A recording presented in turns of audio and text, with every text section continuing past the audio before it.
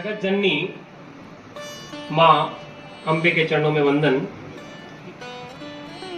कुलगुरु कुल रक्षक ब्रह्मांश अवतार पूज्य खेताराम जी गुरु जी के चरणों में वंदन।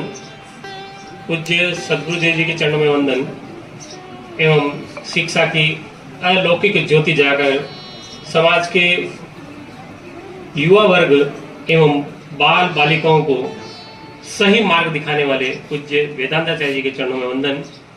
उपस्थित सभी आचार्य वृंद एवं सभी ऋषि कुमार, आज हम सभी जिस महत्वपूर्ण दिवस के निमित्त यहाँ एकत्र हुए हैं, ये दिन बहुत महत्वपूर्ण है। सृष्टि की रचना को करोड़ों वर्ष हुए। इन करोड़ों वर्षों में किस प्रकार से सृष्टि का, ब्रह्मांड से पृथ्वी का अलग होना, पृथ्वी का निर्माण होना, वर्तमान के जो वैज्ञानिक है वो नहीं मानते, लेकिन जब हमारी कालगणना हम शुरू करते हैं, हमारी जो वैज्ञानिक कालगणना शुरू करते हैं, उसमें हमें पता चलता है कि आज ही के दिन चैत्र माह के शुक्ल पक्ष की प्रतिपदा को आज ही के दिन ब्रह्मा जी ने इस पृथ्वी का सर्जन किया, इस पृथ्वी का निर्माण किया। क्योंकि ब्रह्मा जी भगवान सृष्टि के रचयिता कहलाते हैं, सृजन करने का कार्य ब्रह्मा जी करते हैं। तो आज का ये दिन बहुत पवित्र दिवस है, जब इस ब्रह्मांड में धरती का प्रस्फुटन हुआ, धरती का प्रादुर्भाव हुआ, धरती का सर्जन हुआ, धरती की उत्पत्ति हुई। आज ही के दिन मर्यादा पुरुषोत्तम भगवान श्री राम का अयोध्या में राज्याभिषेक हुआ। आज ही के दिन जब लंका पर विजय प्राप्त करके भगवान राम पुनः अयोध्या लौटे, तो आज ही के दिन उनका राज्याभिषेक हुआ। इतना पवित्र दिवस है।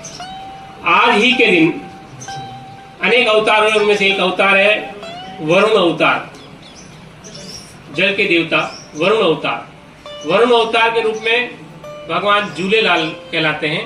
उनका जन्म भी आज ही के दिन चैत्र शुक्ला प्रतिपदा हुआ। जब हमारे ऊपर शकों का आक्रमण था, हूणों का आक्रमण था, कुषाणों का आक्रमण था, तो चारों ओर त्राही त्राही मची हुई थी, जनता भयभीत रहती थी। जनता को भय मुक्त करने का बहुत बड़ा कार्य किया सम्राट विक्रमादित्य ने। जब सर्वत्र हूणों को, कुषाणों को हराया, तो उसके बाद में उनकी स्मृति के रूप में एक संवत शुरू किया, जिसका नाम है विक्रम संवत।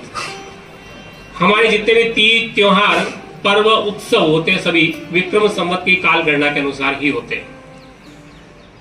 आज के दिन शकों का जो आक्रमण बढ़ता गया और शकों को पराजित करने का कार्य किया, तो आज ही के दिन शक संवत भी प्रारंभ हुआ। आज का ये जीवन बहुत पवित्र है।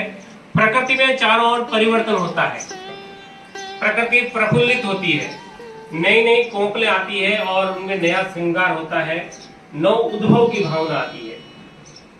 जो शीतकाल की ठिठुरन थी, शीतकाल का भयभीत होने का भाव था, अब इस मौसम में चारों ओर सुंदर दृश्य दिखाई देता है। प्रकृति प्रफुल्लित है, आनंदित है। ऐसा पवित्र दिवस है आज का ये नव वर्ष का प्रथम दिवस। हम भारतीयों के लिए गौरव की बात इसलिए है कि हमारा जो पंचांग है, हमारा जो कैलेंडर है, हमारा जो विधि विधान है, ये सब आज के दिन शुरू होता है। इतना सटीक है, वैज्ञानिक है। हमारे पंचांग में सामान्य एक छोटा सा पंडित बता देता है कि आज सूर्य ग्रहण है, आज चंद्र ग्रहण है, आज सूर्य इतनी बजे उदय होगा, सूर्यास्त इतनी बजे होगा, चंद्रोदय इतनी बजे होगा। हमारी काल गणना अनुसार इतना सटीक बैठती है कि जो नासा, अमेरिका की सबसे बड़ी वैज्ञानिक संस्था है, वो जब अपने काल गणना में शुरू करते हैं वहां से, तो पता चलता है कि एक छोटा सा पंचांग भारत का जो बता चुका है कि इस दिन सूर्य ग्रहण इतने बजकर इतने मिनट को होगा और इतना होगा, पूर्ण होगा या खंडास होगा, जो भी है वो वैज्ञानिक काल गणना करके देखते मालूम चलता है कि हाँ, भारत का पंचांग भी श्रेष्ठ है।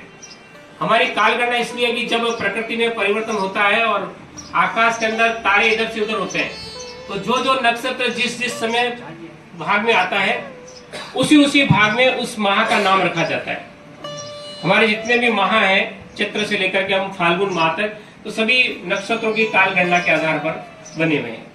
इस श्रेष्ठ दिवस में हम सबको अपना गौरव होना चाहिए कि आज ही के दिन हम अपने सभी मित्रों को नव वर्ष की शुभकामनाएं देवें, नव वर्ष की मंगल कामनाएं देवें। नहीं तो होता क्या कि हम कुछ समय तक एक विशेष मानसिकता से जिए, हम हमारी पीढ़ियां, तो वो मानसिकता हमारे मन में अभी भी व्याप्त हो गई, हम उससे बाहर निकलना नहीं चाहते। इसीलिए 1 जनवरी दिन हम नव वर्ष की शुभकामनाएं प्रेषित कर देते हैं। लेकिन हमारा नव वर्ष 1 जनवरी नहीं है, हम सबका नव वर्ष है चैत्र शुक्ला प्रतिपदा। लगभग ये अप्रैल माह में आता है।